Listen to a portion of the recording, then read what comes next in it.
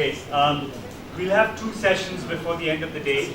The first one on innovation and the second one on MKids. And the way this is going to work is we're going to have some amount of sharing of information followed by a few breakout sessions where we can put our heads together to identify what are some opportunities and also what are some issues of concern. So first and foremost, a little bit on innovation for resilience challenges. One definition of innovation is a new way of creating value. Another definition that we've been working with for the last year or 2 years is anything that allows you to outperform normative techniques. So you already have normative techniques, and if you can outperform it, then you're being innovative, no matter what the technique is, whether you use design thinking or some other technique. If you can outperform it, then it's being innovative. But because we are targeting resilience challenges, it actually notches the game up several orders of magnitude because of the nature of the challenges.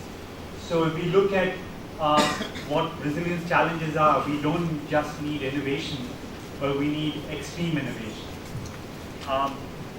The reason why we need extreme innovation is that compared to the resources that we have at hand and compared to the scale of the operations, the scale of the challenges are many, many orders of magnitude larger, and we can do extremely meaningful work but not move the needle, as they say. So suddenly it becomes that then the need for innovation becomes even higher, and the context is that these challenges, the resilience challenges, are extremely complex. There's not just one objective but multiple objectives. They're urgent and they're systemic in nature, which means that you have to address them with a systems kind of approach. It requires that you don't just think of clever things, but you're impact-minded, you're scale-minded, that there is creative confidence to take on such difficult challenges.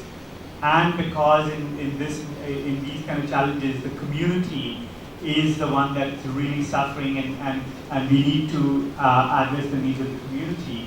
A pure technological approach is likely to not work unless we take a very, very human-centered and a very community-centered point of view, and I will add to that also behavior-centered point of view, because we are dealing with large patterns of behavior, and ultimately we want to modify those patterns of behavior.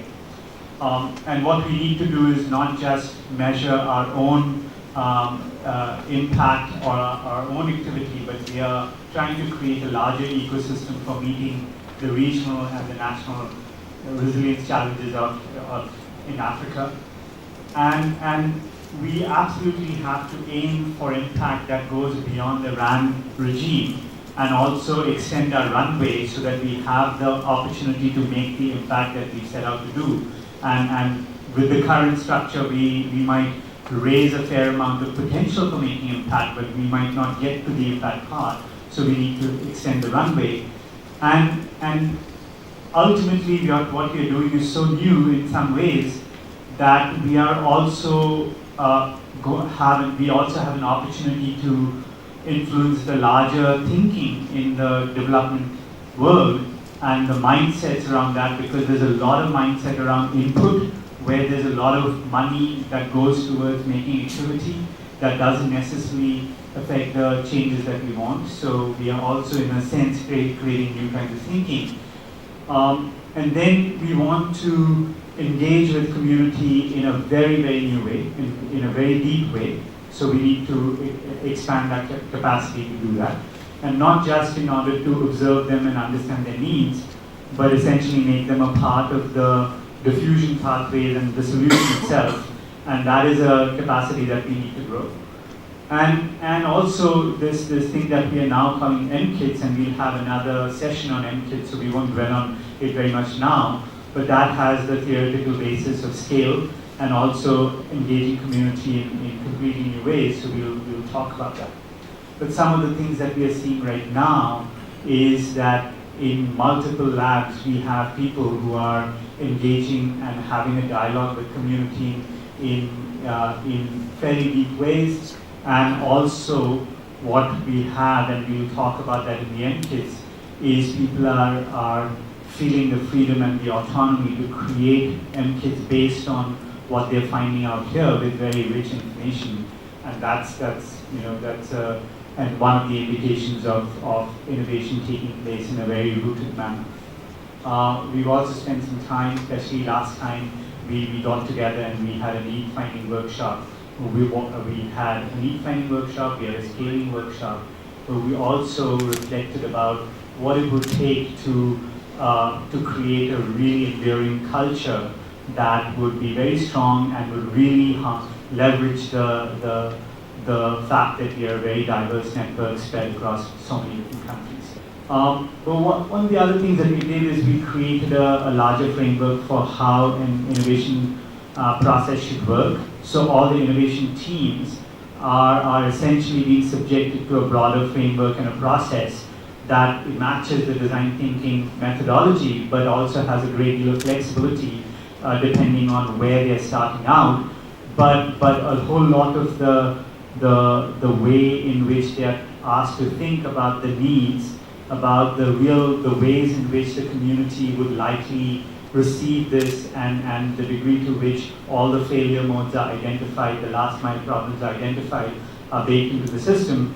And there's a fair amount of thinking now about how do we splice the M&E process to the innovation process such that it's not just a post hoc evaluation of how well things got done, but it's a very powerful tool in order to improve the innovation itself.